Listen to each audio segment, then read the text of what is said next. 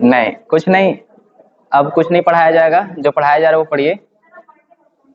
Good, very good, ठीक है, कोई बात नहीं, मत आइए स्कूल।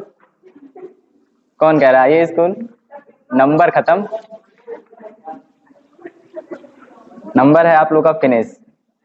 25 से ज्यादा नहीं देंगे, इस बात को याद रख लीजिएगा। और अगर ज्यादा थोड़ा सा वो करेंगे तो 20 से ज्यादा नहीं देंगे, और ज्यादा करेंगे तो 15 से ज्यादा नहीं। तो कह दीजिएगा प्रिंसिपल सर से, चुपचाप प्रोजेक्ट बना लीजिए जो मैं कह रहा हूँ। क्यों एक दिन बढ़ा दें, मंडे को ही सबमिट करना है। कुछ नहीं, कल पूरा संडे है, अच्छे से बढ़िया से पढ़िए। सुनो इधर, जितना चीटिंग करना है कर लो, कोई रोक नहीं है, जिसका हेल्प लेना ले लो, लेकिन मंडे को करके दिखाना है, और अच्छे से पेज पे लिख के। जो भी है कुछ भी नहीं, सही बात है, सही बात है, याद रखिएगा। सीरियस लीजिए इस बात को। Kinetic energy of rolling body, heading डालिए।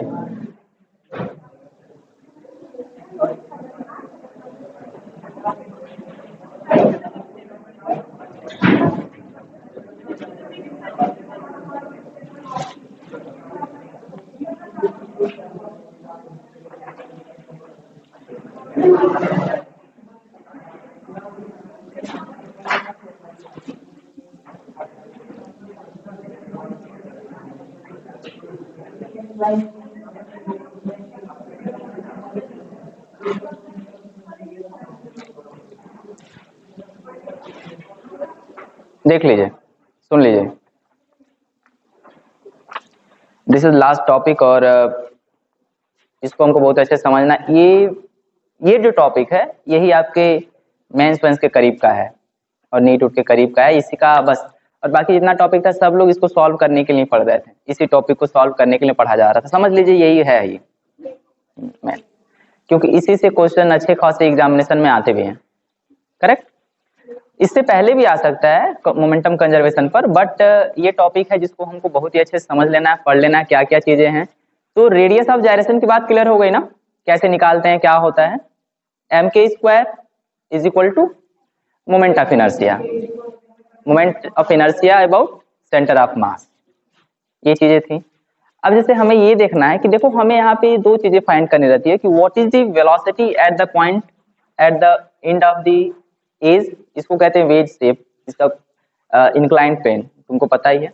इस पॉइंट पर वेलोसिटी क्या होगी और इस पॉइंट पर एक्सेलरेशन क्या होगा, दो चीजों का हमको निकालना रहता है, ठीक है। और हम वो तो समझ गए हम लोग, कल जो रोलिंग वाला था उसमें देखा था 1/2 mk², 1/1 माइनस r/r²/k², ऐसे कुछ डेरिवेशन आया, एक्सप्रेशन आया था जो कि याद नहीं है हमें, ठीक है। तो अगर कोई बॉडी इस तरीके से मूव कर रही है तो दो तरीके से मोशन करेगा, एक तो रोटेशनल मोशन, इधर देखिए, एक तो रोटेशनल मोशन करेगा और दूसरा इसका सेंटर ऑफ मास नीचे की तरफ मूव करेगा, जैसा कि अपना किसी प्लेन पर चल रहा था, करेक्ट ना। देखो लेकिन यहाँ पे बात यह है, यहाँ पे एक चीज और प्रॉब्लम आ जाता है, प्रॉब्लम ये हो जाता है कि बॉडी पे जो mg है वो डाउनवर्ड लगता है, और ये जो टर्म है आपके पास, ये mg cos थीटा, हम लोग मतलब जन्म से 11th जब स्टार्ट हुआ था, मतलब जब स्टार्ट किए थे जन्म, मतलब 11th का जन्म जब से हुआ था, हाँ जब हम लोग 11th में आए थे तब से यही पढ़ ही रहे हैं, mg cos theta mg sin theta, तो इसमें कोई प्रॉब्लम है नहीं। और देखिए बहुत लोग कह रहे हैं दोबारा पढ़ा दीजिए, दोबारा हिंदी पढ़िए, मतलब अच्छा बाद में डिस्कस करते, पहले ये देखिए mg क्या बोल रहे, व्यंग करते हो तुम क्यों यार, व्यंग मत करा करो, तुम भी व्यंग करो, इला व्यंग करो तुम भी, अच्छा मेरे ऊपर ना करो यार थोड़ा सा। mg, ये mg cos थीटा, ये क्या हो जाएगा mg sin थीटा हो जाएगा। एक बात और, ये ऑब्जेक्ट पे फ्रिक्शन फोर्स जो है पीछे की तरफ लग जाएगा Fs। अब देखो बॉडी का मास m है, तभी mg cos theta mg sin theta आया है, रेडियस r है। अब ये आ जाइए। अब ये ऑब्जेक्ट इस पे रोल करेगा तो नीचे की तरफ लाने वाला जो फोर्स है mg sin थीटा वो ज्यादा है, और ये fs उसको टार्क दे रहा है जो रोटेट करते हुए वो आगे की तरफ बढ़ रहा है। यहां तक ये फिगर सबको क्लियर है कि नहीं? ओके। अब जैसे टॉर्क इस वजह से दे रहा है क्योंकि अगर ये बॉडी, सुनो इधर, टॉर्क नहीं दे, ये केवल ऐसे रहे, मान लो ये खत्म हो जाए, only such type of the force is acting on the body, then what happen? The body only slide on the inclined plane. समझ रहे हैं? आपको ये स्लाइड करेगा, अगर ये इस पे टार्क नहीं लगेगा इस प्लेन पर तो ये क्या करेगा? ओनली स्लाइड करेगा, इट स्लाइड ओनली, रोटेट नहीं करेगा। एकदम रोटेट कर सकता था लेकिन वो बहुत जबरदस्त रोटेट नहीं तो स्लाइड करता, ओनली स्लाइड करेगा, वो क्यूबिकल बॉक्स को स्लाइड करेगा, तो आप नीचे से उसको धक्का नहीं देंगे इस तरीके से। समझ रहे हैं? ठीक है, ठीक है, ओके। अब देखिए, बहुत अच्छा एग्जांपल आ रहा था, छोड़ो देंगे नहीं। mg sin theta, mg cos theta, यहाँ पे r ये मूव करेगा।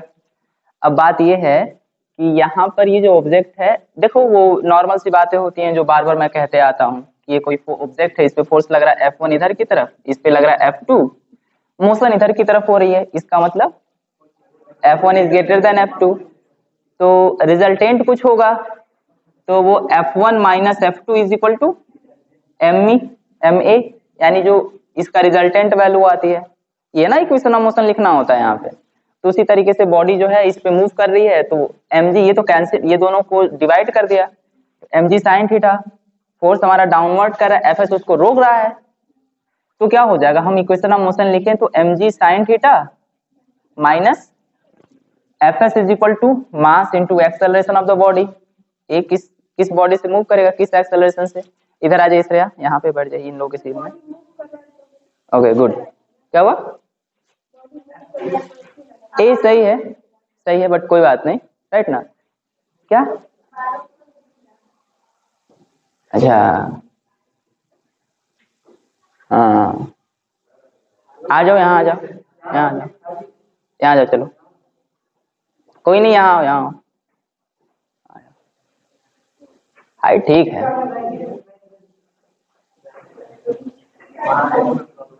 Height good, good height Shreya. mg sin theta, ओ कोई बात नहीं, mg sin theta minus fs is equal to ma, तो ये तो हमारा इक्वेशन ऑफ मोशन हो गया।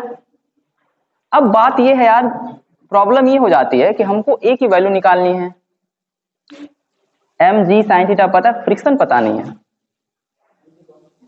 फ्रिक्शन वगैरह नहीं पता हमें, कैसे पता करा जाए? तो सबसे पहले बात ये कि हम जानते हैं कि जो फ्रिक्शनल फोर्स होता है एक नॉर्मल इधर की तरफ लगता है जिसको कहा जाता है n, तो fs यहां लिख देते हैं, fs is equal to mu s into normal, mu mu लिखें ऐसे लिखेंगे तो कहेंगे सर रुका थोड़ी ना, स्टैटिक फ्रिक्शन, झूठ मूठ में क्वेश्चन करने लगो तुम लोग, सर काइनेटिक कर रहा है, ये कर रहा है, वो कर रहा है, सिंपल समझ लो म्यू है, और यहाँ पे नॉर्मल, गलत नहीं है, ये सही है। इसलिए नहीं लिखेंगे कि क्योंकि अगर ऐसा रहेगा तो ओनली स्लाइडिंग फ्रिक्शन, मतलब साइन स्टैटिक रुका रहेगा, उस समय हम फोर्स लगा रहे हैं, ठीक है। तो ये क्या है सुन लीजिए, हम मान लेते हैं कि म्यू एस एंड म्यू के दोनों अप्रोक्सीमेटली बहुत ही क्लोज होते हैं, बहुत कम डिफरेंस होता है, तो हम केवल म्यू लिख रहे हैं, उसमें दिया रहेगा कि जो म्यू है यही कंसीडर कर, या तो स्लाइडिंग या रोलिंग, इधर देखिए, ठीक। और ये हो गया mu s is equal to mu s into n, mu into n. अब जैसे देखो यहाँ पर हम जानते हैं कि जो बॉडी रोटेट कर रही है, वो रोटेट होने का जो सबसे बड़ा इसका फंक्शन है वो है टार्क का, किसको? टार्क को, और इस पॉइंट पर इसको टार्क ये दे रहा है इधर की तरफ, तो tau is equal to force into centre of mass से, देखो किससे? सेंटर ऑफ मास से आर। अब जबकि तुम लोग के माइंड में ये आएगा कि सर बॉडी ऐसे है तो अगर एक फोर्स इधर की तरफ दूसरा फोर्स इधर की तरफ इसके अबाउट रोटेट कर रहा है तो अगर ये F1 है, ये F2 है और ये R1 और ये R1 RR है, तो टार्क कितना होगा? नहीं यार, F1R F2R होगा ना टार्क ये। लिसन, पहले सुनिए, तो पहले बात सुनिए, बीच से जाए आगे जाए पीछे कहीं से सुनिए पहले ध्यान से। ये जो टार्क है, ये देख रहे हैं आप, इधर से अगर है, ये इधर है, तो एक तो सेंटर ये है, तो फोर्स इनटू परपेंडिकुलर डिस्टेंस, एक फोर्स इनटू परपेंडिकुलर डिस्टेंस मतलब दोनों। लेकिन अगर यही फोर्स यहां ना हो कि अगर सेंटर पे हो तो उसका टार्क जीरो हो जाए, क्योंकि आर ही जीरो है। बात समझिएगा ध्यान से, आगे बात समझ में। अगर सेंटर से जाएगा तो वो टार्क नहीं लगाएगा एक्सिस ऑफ रोटेशन के अबाउट, आर जीरो है। इस वजह से हम इसका कंसीडर नहीं कर रहे, क्योंकि ये टार्क तो लगा रहा है, टार्क तो है ही, लेकिन कहने का सेंस सेंटर ऑफ मास पे लगने के कारण वो उसका टार्क पर जो रिजल्टेंट है वो जीरो है। बट ये जो है यहाँ पे वो होगा एफ एस इंटू आर, ठीक है। ओके, अब देखो टाउ रोटेशनल एनालॉग में आता है, ये रोटेशनल इंटेंसिटी है।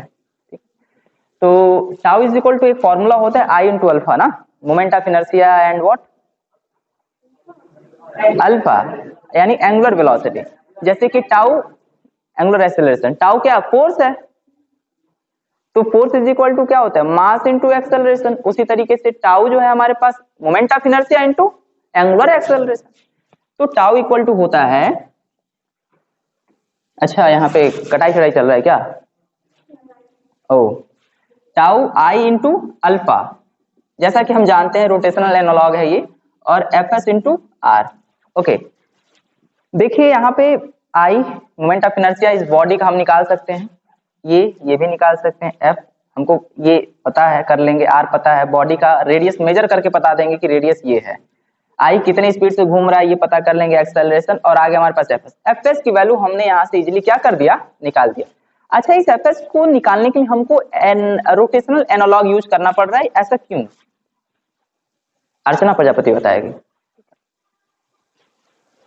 हम यहाँ पे f s equal to mu, कभी भी एफ एस को इस तरीके से लिखा गया था नहीं, f s equal to mu into r से हमारा काम बन जा रहा था, लेकिन हमको यहाँ पे क्यों जरूरत पड़ गई इसको लिखने की, आई अल्फा को?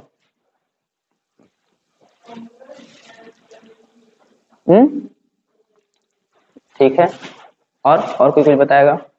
निवेदिता बताओ, निवेदिता स्टैंड अप। अब ऐसे तुम उठो ना जैसे लगे कि मतलब वो हो, क्या हो, नहीं मतलब एकदम दादी हो, ऐसे ऐसे उठो, 5 सेकंड लगा दो। तुम बताओ, अभी रो ये उठेगी नहीं, ये उठेगी नहीं, रोएगी ये। स्टैंड अप, खड़े हो जाइए, खड़े हो जाइए,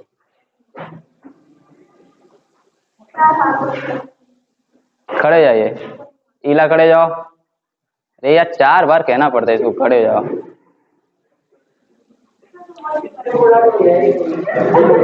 ऐसा ना कहो तुम, बात सही है। चलो अभी व्यंग मत करो, listen listen listen listen.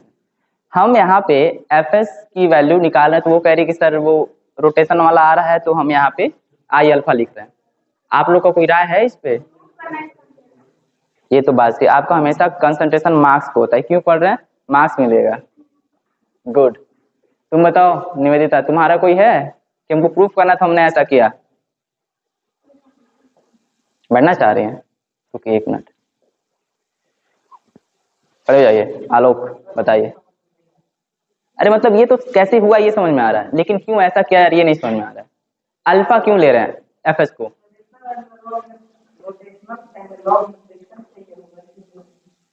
Rotational analogue में फ्रिक्शन चाहिए होगा इसलिए। आइए, हो गया पेपर? ओके, जाओ।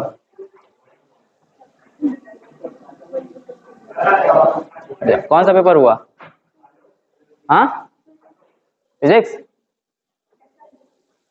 पूछ लो, सब पूछ लो। चलो सिट डाउन। हाँ, नहीं नहीं नहीं नहीं, खड़े रहो। तो मैं ये पूछ रहा हूँ यहाँ पर अमृत, ये एफ एस को हम टाउ के फॉर्म में लिखने की क्या जरूरत पड़ी हमें? क्यों हम ऐसे लिख के एफ एस को टाउ के फॉर्म में लिख रहे हैं? अच्छा, टॉर्क, सही है। तो बताओ आशीष, निकलवा आशीष।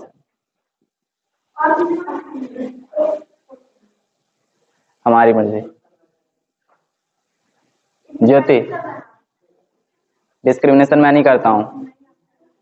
क्वेश्चन ये है कि जो फ्रिक्शन है, हम फ्रिक्शन के लिए हम इसका यूज कर रहे हैं, एफ एस इक्वल टू, ये काम कर देता हूँ mu s into r. Mu भी पता है, एन भी पता है, लेकिन हम इसको टाउ अल्फा ले रहे हैं।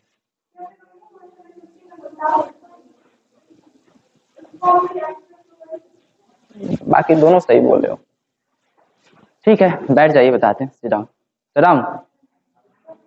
बैठना नहीं चाह रहे क्या? देखो, ये कह रहे हैं यहाँ पे कि इसके पहले जो भी फ्रिक्शन हम लोगों ने पढ़ा उसमें क्या पढ़ा बताओ?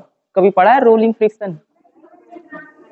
ऑलवेज कभी भी देखा गया है तो वहां पे जो बॉडी है वो फ्रिक्शन ही कर रही थी इस तरीके से। अगर हम इस पे फोर्स लगा रहे थे तो ये ट्रांसलेट कर रही थी, तो एफ एस की वैल्यू हम लोग इजिली यहाँ से निकाल रहे थे। तो जो भी फिजिक्स पढ़ी है अभी तक, जो हमारे पास ज्ञान है, वो ओनली रोलिंग के लिए, ओनली स्लाइडिंग फ्रिक्शन के लिए है, रोलिंग के लिए नहीं है हमारे पास।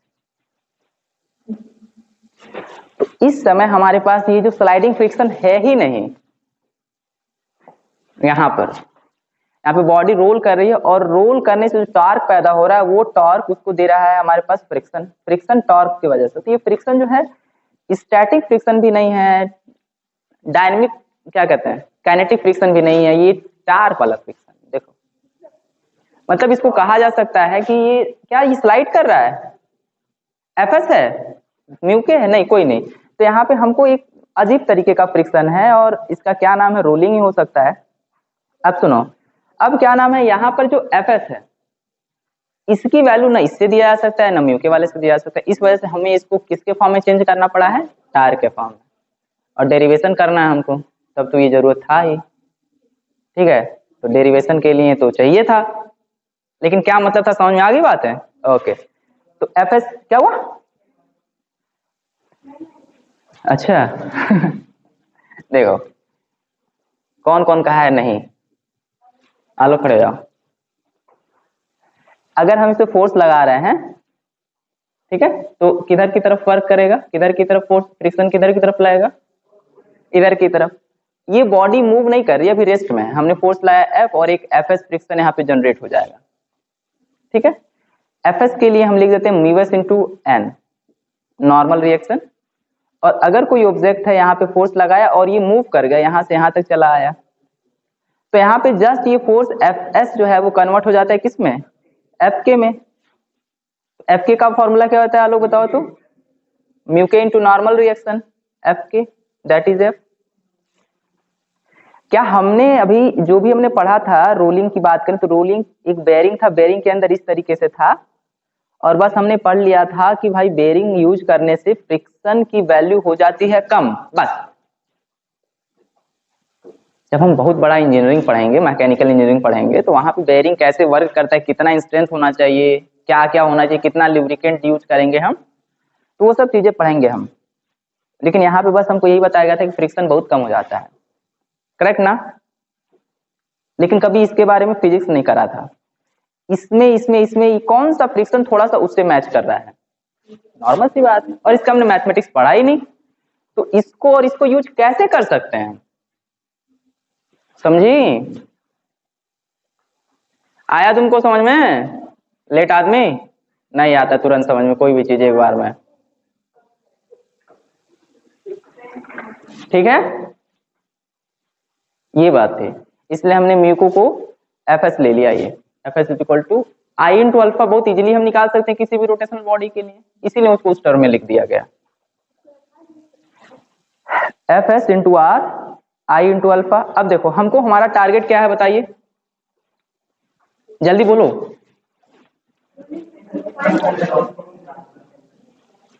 एक्सेलरेशन निकालना था, हमारा जो टारगेट था ए निकालना था इस बॉडी के लिए। क्या करो, इस ए की वैल्यू निकालनी है, तो एफ एस के जहां पे हम लोग क्या लिख सकते हैं, I alpha divided by r, ठीक है। F s is equal to I alpha divided by r लिख दें, ठीक है। ये वैल्यू यहाँ पे सब्स्टिट्यूट करें तो क्या आ जाएगा, m ji sine theta minus I alpha divided by r is equal to क्या होता है बताओ तो, एम इंटू ए, ठीक है। अब एक बहुत बड़ी बात है यहाँ पे, आई अल्फा और हाँ अल्फा इक्वल टू क्या होता है, बोलो, अल्फा क्या है, एंगुलर एक्सेलरेशन है। तो एंगुलर एक्सेलरेशन अल्फा का एक फॉर्मूला होता है, ए इज इक्वल टू क्या होता है, आर क्रॉस अल्फा। तो अल्फा इक्वल टू क्या होता है, ए बाई आर।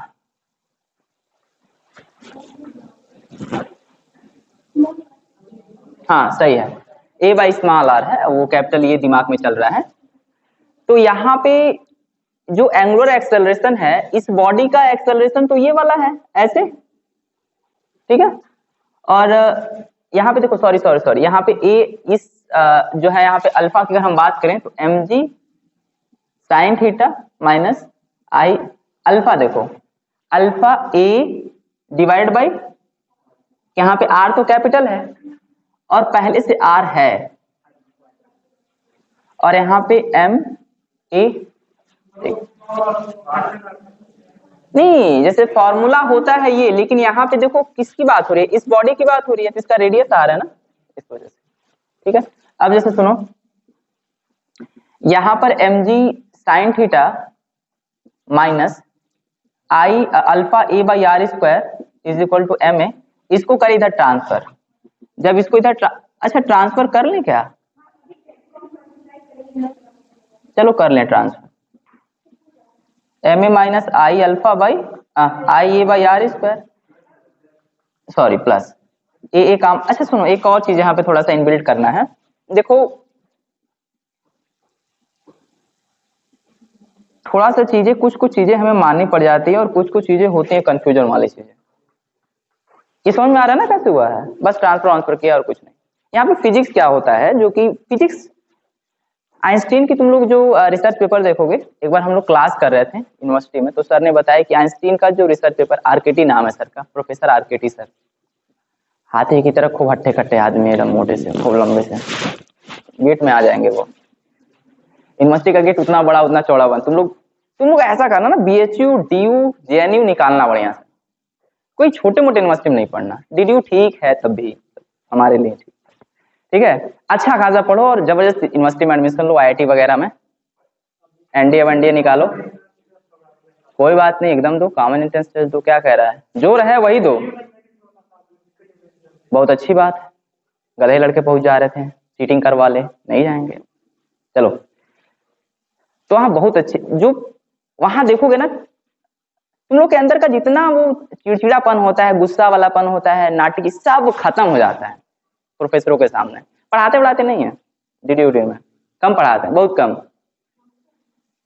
मारते नहीं, मारते भी नहीं है, लेकिन तुम लोग अपने आप अंदर इतना आ जाता है कि पढ़ लें, ऑटोमेटिक पता नहीं कहां से क्रिएट हो जाता है सबके अंदर, कभी ना कभी नोट्स चेक होगा, न कभी कोई प्रोजेक्ट बनवाएगा, कुछ नहीं, केवल जब एग्जामिनेशन आएगा तो प्रैक्टिकल के लिए इतना परेशान कर देंगे, परेशान हो जाओगे प्रैक्टिकल।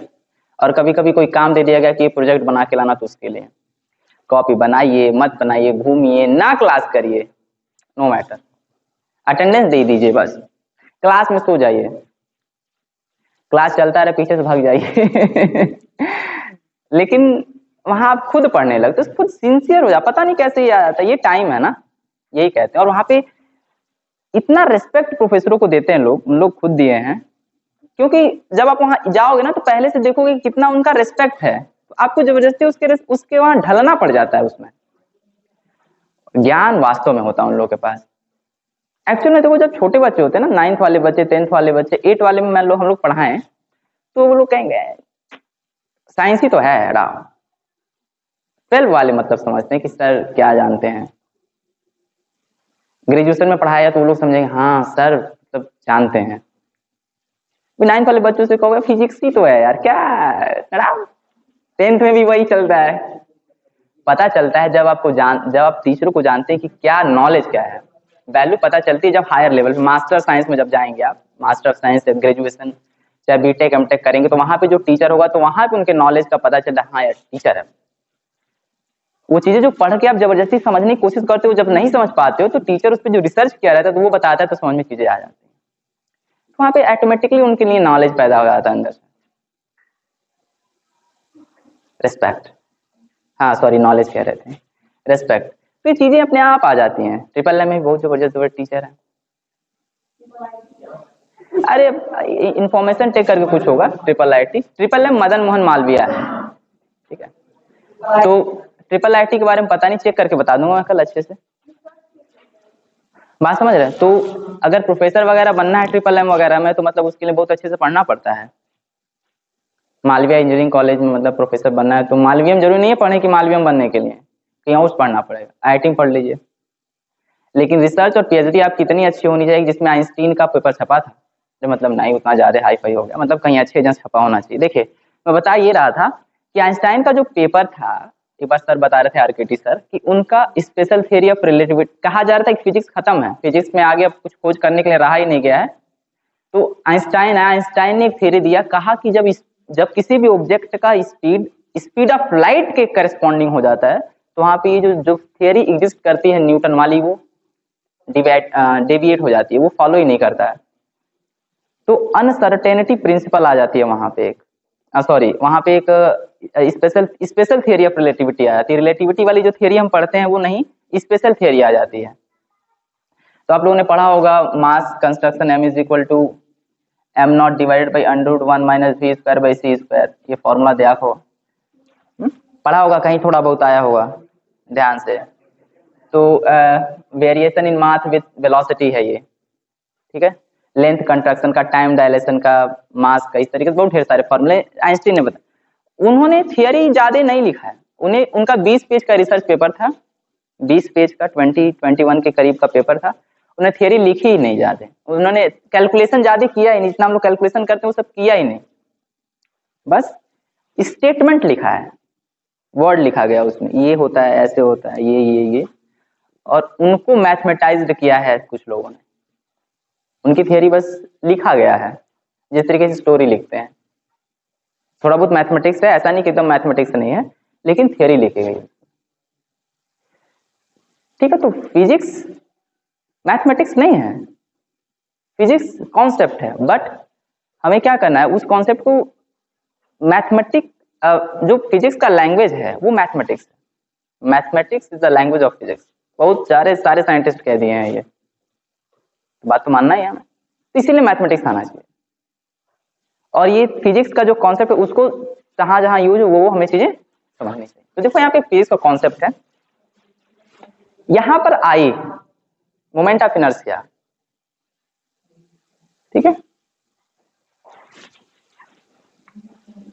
अगर देखें ये जो बॉडी है, ये अगर हम इस बॉडी को स्फीयर ले लें, कोई एक चीज ले लो, कोई भी एक चीज मान लो, चाहे सिलेंडर मान लो, चाहे डिस्क मान लो, चाहे स्फीयर मान लो, तो जब ये बॉडी रोटेट करेगी तो देखो यहाँ पे जो मोमेंट ऑफ इनर्शिया लेते हैं हम, इसके अबाउट मोमेंट ऑफ इनर्शिया नहीं लेते हैं। आई जो मोमेंट ऑफ इनर्शिया है यहाँ पे क्या होगा, सेंटर ऑफ मास के अबाउट है, तो हम मोमेंट ऑफ इनर्शिया नहीं, यहाँ पे हम जो हमारा आई है, ये आई रेडियस ऑफ जायरेशन वाला आई है, यानी हम यहाँ पे मोमेंट ऑफ इनर्शिया किसके अबाउट लेंगे, रेडियस ऑफ जायरेशन के अबाउट, ठीक है। हम इसको एक्सिस कंसीडर करके मोमेंट ऑफ इनर्शिया लेंगे जहां पे टॉर्क लगा।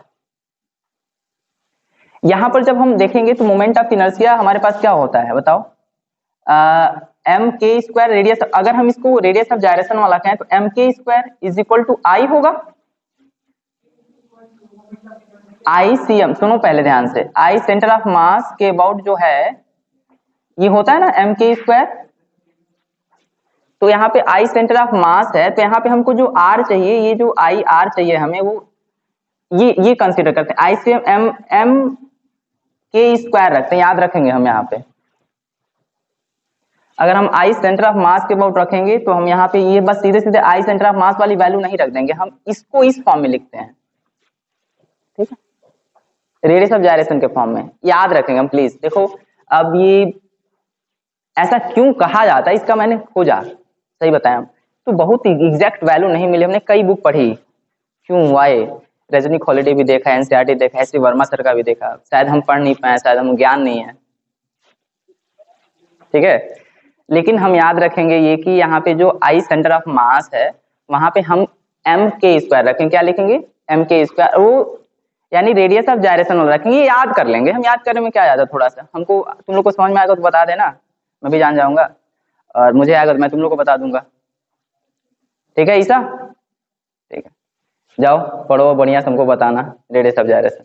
यहाँ पे देखो, यहाँ पे रख देंगे एम के स्क्वायर, तो एम ए प्लस एम के square into A divided by are square, और यहाँ पे एम जी साइन थीटा, एम सब में कॉमन है, एम एम एम सब कैंसिल हो जाएगा, बचेगा क्या, G sine theta is equal to A common ले लेते हैं अब, 1 plus K square divided by are square, right.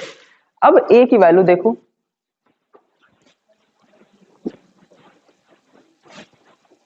ए की वैल्यू बता दो तो क्या आ जाएगा, A is equal to G sine theta divided by 1 plus K square divided by are square, that is acceleration of a rolling body, ठीक है, ये हो गया। वेलोसिटी देख लेते हैं अभी कितना आएगा, इसको फटाक से लिख लीजिए, इसमें कोई डिफिकल्ट नहीं है, और एग्जामिनेशन पर्सपेक्टिव से बहुत ही मतलब इंपॉर्टेंट है, ये जान लीजिएगा, अब ये आने वाने वाला है नहीं जल्दी लिखो इसको, और ये हमारा फिनिश हो गया। अब इस पे न्यूमेरिकल करते हैं, देख लेते हैं वेलोसिटी कैसे निकालते हैं। बुक है कोई किसी के पास, एसएलआर लाया कोई, हाँ 3 नंबर में आ सकता है, हाँ ये ए की वैल्यू आ गई, प्रूफ ऑफ वेलोसिटी देख लेते हैं। ये कौन सी बात हुई, क्या हुआ, बात हुई, तुम चाहती हो मैं क्वेश्चन आउट कर दूं क्या, अब इसका हम अब कंप्लेन करेंगे, क्या हुआ? यहां से ये पहले लिखेंगे, फिर ये लिखेंगे, बाद में ये लिखेंगे, और कुछ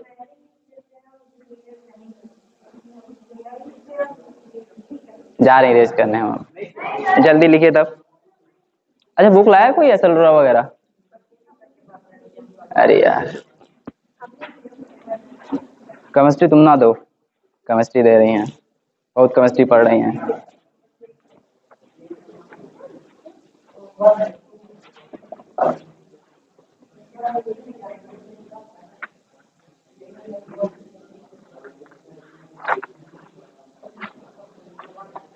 बातें नहीं यार, don't talk to each other,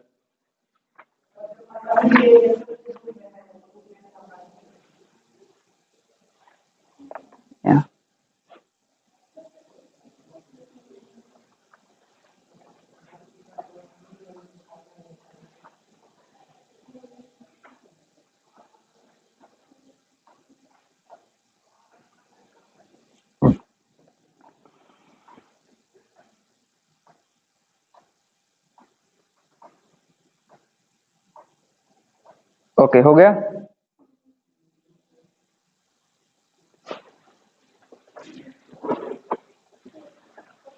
ये हो गया होगा, ये हो गया होगा,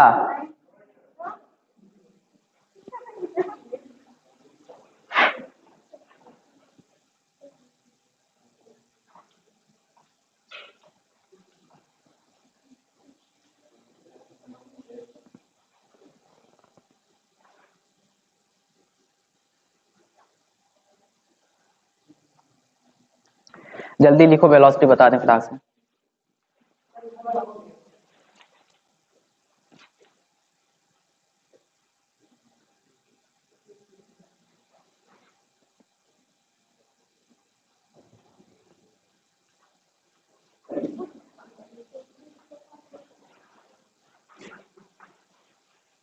हो गया अर्जिता,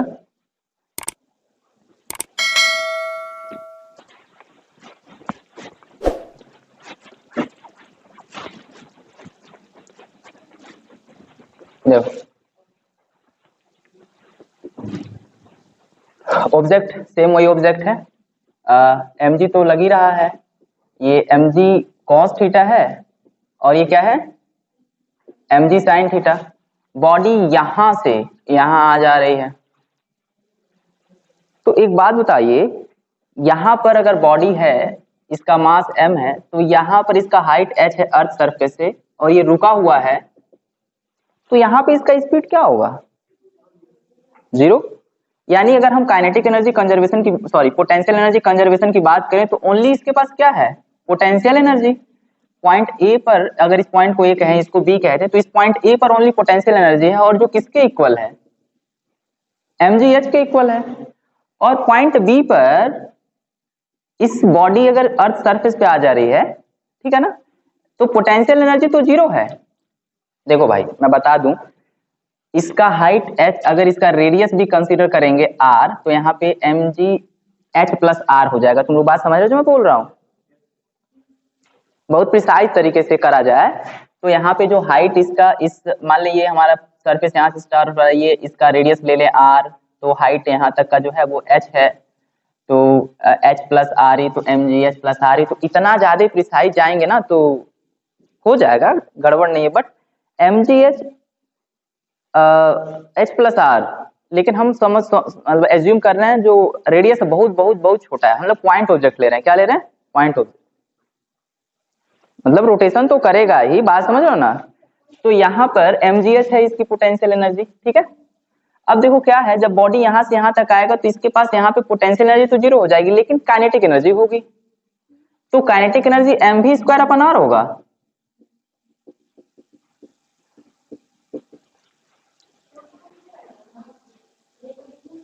हाँ रोटेशनल, रोटेशनल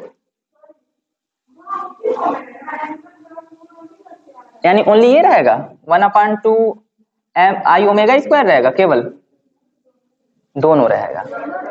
क्या होगा, दोनों होगा, क्योंकि बॉडी रोटेट भी कर रहा है और आगे भी बढ़ रहा है, तो दोनों टाइप का इसके पास मोशन रहेगा, दोनों टाइप की काइनेटिक एनर्जी रहेगी। बात समझ में आ रही कि नहीं, बॉडी रोटेट भी कर रहा है, नीचे भी आ रहा है, तो half m b square plus 1/2 I omega square. हाँ पोटेंशियल एनर्जी 0 हो जाएगी, पोटेंशियल एनर्जी क्या हो जाएगी, 0 हो जाएगी। तो यहाँ से वैल्यू रख लीजिए। अब ये टोटल काइनेटिक एनर्जी किसके इक्वल हो जाएगा बताइए, पोटेंशियल एनर्जी के। तो काइनेटिक एनर्जी कितनी है, 1/2 mv स्क्वायर, v जो सेंटर ऑफ मास का वेलोसिटी है, आपको पता है vcm होता है, plus 1/2 i omega square is equal to mgh। तो देखिए यहाँ पर फिर से i जो है वो कौन सा i रहेगा, मोमेंट रेडियस ऑफ गायरेशन वाला होगा। हाँ तो 1/2 mv सेंटर ऑफ मास का स्क्वायर प्लस, अच्छा ओमेगा का क्या फॉर्मूला होता है बता दीजिए थोड़ा, तो v by are.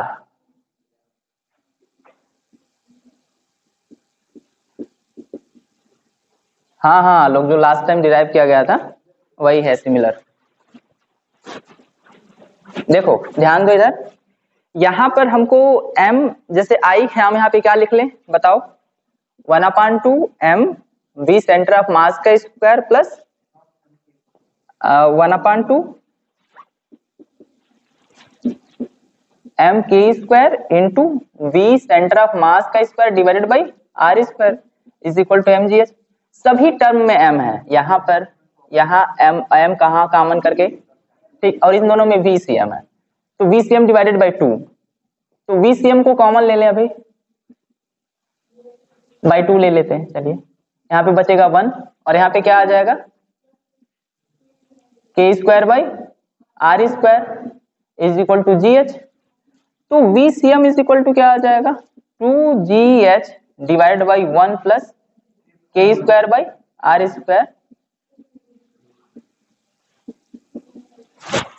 That is velocity. जल्दी लिखिए, जल्दी लिखिए, उसके बाद इस पे एक न्यूमेरिकल करते हैं, बहुत अच्छा, और इस चैप्टर को कहते हैं बाय बाय टाटा। बहुत पढ़ लिए यार रोटेशनल। उसके बाद नहीं यार, कौन कह दिया, तुम गलत फहमी है तुम्हारी, तुमको वहीं देखना पड़ेगा वो सब, मैं देखता हूँ। कौन सा, हा? क्या, हाँ थोड़ा बहुत बेसिक चीजों को वायलेट कर देता है ना। याद करने वाली चीजें हो जाती थोड़ी बहुत ना। नहीं, जैसे मोमेंट ऑफ इनर्शिया तो निकाला जाता है, लेकिन याद रखना ही पड़ता है ना, रिलेशन से ही करना पड़ेगा।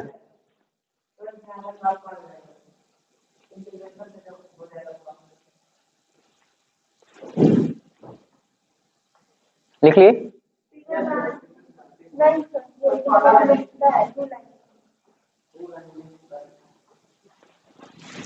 आप लोग भी सॉरी मार्क तरह पेज बचाने लगे क्या? आप तो पेज बचाते हैं, कौन कह रहा नहीं बचाते हैं? एक पेज पे आप पूरा 11th निकाल देंगे।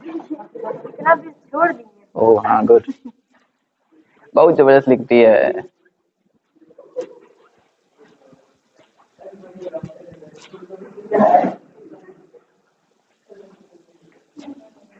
तुम व्यंग मत करो, है ना? ओ अनुभव, सत्यम, यस कमेंट। देखिए भैया के लिए क्लैपिंग कर रहे थे, दे रहे थे। इनका मेंस क्वालिफाई हुआ था, इस बार दोबारा ये तैयारी कर रहे हैं एडवांस का। हाँ, सब कुछ बनवा के रख लो, ओनली एडमिशन में क्या हो बच जाए, ठीक है? और सब बढ़िया? सत्यम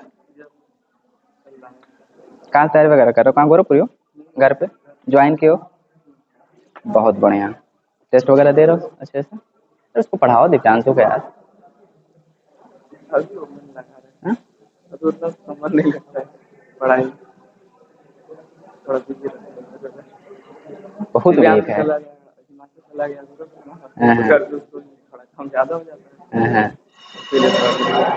अच्छा, सोचता है पढ़ने का, वो भी मन करता है उसका ही पढ़ नहीं पाता। बाकी सब ठीक है ना? Thank you. ओके, बढ़िया से पढ़ो।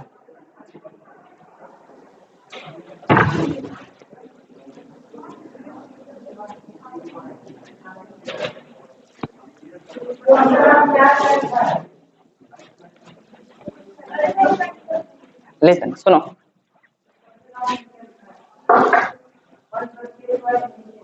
आर स्क्वायर होगा, सॉरी वो ग्रेविटेशन चल रहा है तो वहां से आर ही आ गया है, आर स्क्वायर है ये। लिसन, लिसन, ध्यान दीजिए थोड़ा सा, इधर देखो। जैसे सपोज करो कि कोई ऑब्जेक्ट है, ठीक है ना? ऑब्जेक्ट है जिसका मास m है, और ये m दो चीजें हो सकती है। केस फर्स्ट हम मानेंगे कि रिंग है, रिंग, और केस टू हम कंसिडर करेंगे वो स्फेयर है। तो केस फर्स्ट रिंग वाली बात कर रहे हैं हम। अब कह दे कि बॉडी का एक्सेलरेशन बताइए, कितना एक्सेलरेशन होगा ड्यूरिंग द मोशन, राइट? बात समझ रहे हैं? तो यहां पर सॉल्व कैसे करेंगे? तो केस फर्स्ट जो मैं बात कर रहा हूं, रिंग के लिए हमको निकालना ए थीटा, मान लीजिए 30 डिग्री है, चाहे जो भी है, ठीक है ना? आप एक बात बताओ, फॉर्मूला जो ए का होता है वो क्या होता है? G sine theta divided by 1 plus K square by are square. Question ये है, जी पता है, ऐसे लिख, देखो तुम लोग ऐसे लिख, इसके बगल में लिख दोगे तो हम काट देंगे नंबर, ऐसे लिखेंगे नहीं। 9.8 into sine 30 divided by 1 plus K square by are square का प्रॉब्लम फंस जाता है वहां पे। तो याद रखेंगे हम। तो सबसे पहले हमको सेंटर ऑफ मास, जैसे कि सेंटर ऑफ मास के ऊपर मोमेंट ऑफ इनर्शिया आना चाहिए, याद कर लेंगे। 4-5 है, पेज लगा लो अपने कॉपी पे, घर पे। तो देखो यहाँ पे क्या है, यहाँ पे moment of inertia about this axis for the ring होता है m r square. Moment of inertia क्या होता है? M r square. और हमने कहा है आप लोगों से कि रेडियस ऑफ जायरेशन एम के square is equal to I C O M. कल बताया था लास्ट वाले क्लास में। तो हमको देखो m की वैल्यू तो पता है एम के स्क्वायर, और यहाँ पे आईसीएम कितना है? M r square. हमें क्या चाहिए यहाँ पे? K square by are square. तो एम से एम कैंसिल हो जाएगा, तो के स्क्वायर बाई आर स्क्वायर कितना आ जाएगा बताओ? 1। तो यहाँ पे सीधे सीधे रख दोगे 1। तो 9.8 sine 30 is equal to 1/2 into 2, ये कितना हो गया? 4। यानी 9.8 divided by 4 that is equal to a 2. 2.9 something metre per second square. देखो दूसरा, अगर हम कहें कि बॉडी ये क्या है, स्फीयर है, तो बस सब कुछ यही रहेगा। यहां पर हमें थोड़ा सा दिमाग लगाना रहेगा। ICOM कितना होगा अबाउट स्फीयर? 2/5 mr स्क्वायर, ठीक है ना।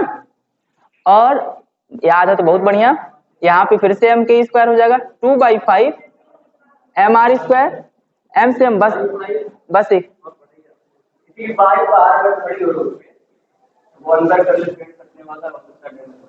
किसी के है भाई अपने क्लास में?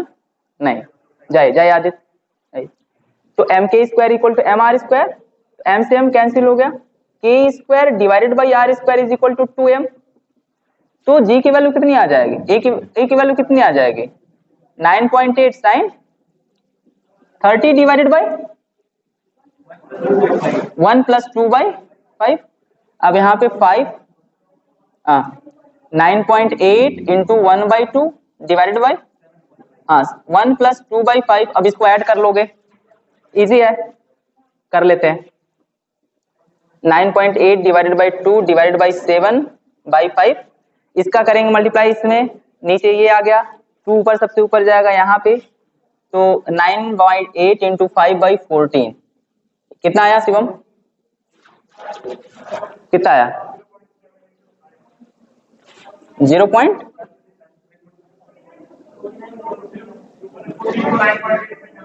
ये आंसर हो गया। इसको ऐसे करें, ए की value.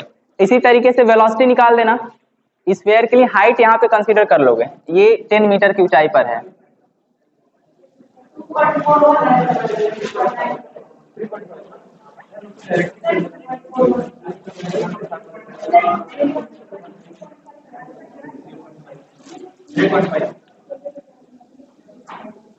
Okay, thank you everyone. Now अब इस क्लास को यहीं पे फिनिश करते हैं, ये चैप्टर को फिनिश करते हैं। जिसको कुछ पूछना होगा पूछ लेगा, और कल से हम बताते हैं कौन सा क्लास स्टार्ट किया, कौन सा चैप्टर। Okay, thank you.